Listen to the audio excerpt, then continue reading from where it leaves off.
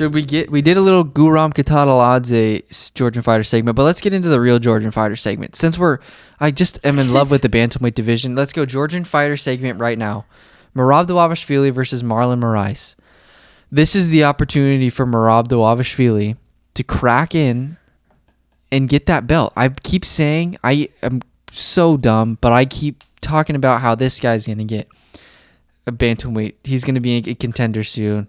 This guy's going to be a contender soon. But let's all be really real here right now. Merab Dvalishvili can buzzsaw through anybody. He has the skill set to beat Aljamain Sterling, Corey Sandhagen. He's got definitely has good enough stand up and good enough wrestling to beat Petr Yan. And you know how Petr Yan is a puzzle that I have yet to better. I don't know why when you thought that was what reminded me of.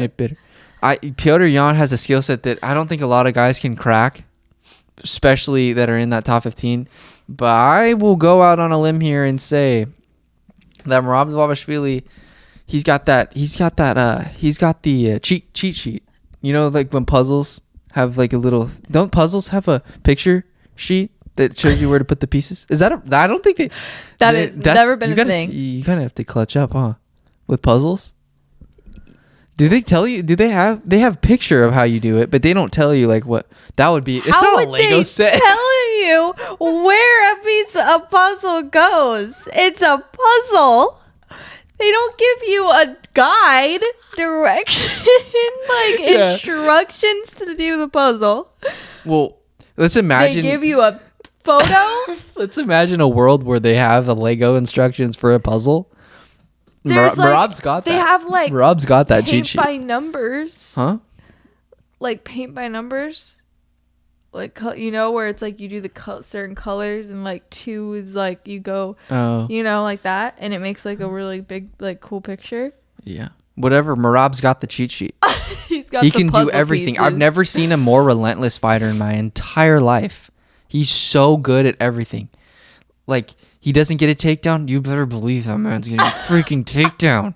He's not going to give up. His gas tank is... I just cannot say enough good things about these guys, man. That's so cute. I love watching them fight. And I'm going to cover them for as long as I keep doing this. Yeah. 100,000%. I love Merab. He's so good. I'll never forget when he fought.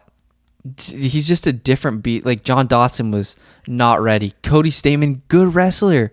Didn't matter. Didn't matter, bro. Good wrestler. Didn't matter. Wow. What a treat we have ourselves. And are you guys worried about UFC with another COVID outbreak or something? No. You better believe. You should be. Dana White. I mean, just the hardest Fight man Island. ever. Part 2. Dana White's the hardest man ever. He doesn't care if you have a torn MCL. I know. Fight. That episode, he's like, you know, you got to want it. Just got to make it clear here. Doctor gave him the opportunity to fight. It was just a grade 2 It was just a grade 2 strain. Only that. It's I'd like to by see you get in the ring, Donna. Yeah, man. Everybody's different. I mean, in the Everybody octagon. is different, built differently. Literally. Also, would you want to fight like a really, really good guy, knowing that you're not 100%? Literally, not even being able to put all your weight onto a leg and kick with that leg, and like you have to change your striking, literally change everything up with like 2 days notice. Mm-hmm. I wouldn't do that shit either. With all due respect to everybody in that, like, I mean, not everybody. What am I talking about? To Brian Ortega, I do not think things are going to go well for you. By just seeing some of the interactions they've had, Alexander Volkanovski low-key has a fire building inside of him that he's going to get released when they fight. And I don't think it's going to be a good thing. It's so weird that they were like supposed to fight. Like, they don't look like they match up at all. Who? Volkanovski and Ortega. Just 2 different body types? Yeah, but like same weight, I guess. Yeah. Volk's the champ. I did not know that. Volk's the champ. Ortega, well, we all know who the real champ is. That man's a Hawaiian killer. But I think that fight's going to go to Alexander. I hope so. I don't know like if there's him. going to be a finish or anything, but yeah. I like Volkanovski. Right. He's cool. Yeah. Well, he's a better No coach. one's as cool as Max. Movie. Okay, so let's go down a weight class really quick. We're gonna wrap some stuff up here really quickly. Next for Moreno, I honestly am in agreement with him that he shouldn't. I think Davison Figueiredo should. I think honestly this is how it should go. I think Davison needs to take a step up. I think he would do good at bantamweight. His weight cut was insane. He can go like Hallian Paiva and move up a weight division. His frame is good. Him and his brother Francisco Figueiredo, they've got, who I think fought this last weekend. They've got good frames, like long limbs, for not being the biggest people. I think he would be because he's so strong, and I think that weight cut just obliterates him. So I think moving up to 135 pounds would be really good for Davison Figueiredo. And as for Cody Garbrandt, I don't think Cody should get a shot. It's got to be like an Askar Askarov, Alexander Pantoja. Someone like that needs to fight Brandon Moreno, because Brandon Moreno had difficulty against like an Askar Askarov and I don't know, like you can't just avoid those fights. Like you got to take those head on. Brandon, he's a stud and everything, but I think that you just gotta, instead of that big money, I just really want to see I want to see more of these guys that deserve recognition get more like they deserve to be in a title fight, instead of putting a Cody Garbrandt in there who's lost the few fights at bantamweight. I don't think it's fair for them to leapfrog the dudes that have been grinding at 125. Yeah. And then I did a thing where I made predictions at the beginning of the year where I said I predicted Aljo to beat Piotr, and so right now Aljo is the 135-pound champ. I predicted Brandon Moreno to be 125-pound champ.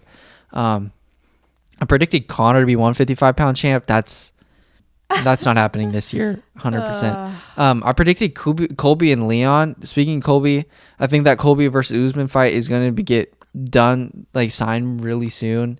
Hopefully. And I don't know, with how much Kamaru's improved his striking, it's going to be freaking interesting. I don't know how it's going to go, but Colby... I hope Colby gets freaking annihilated.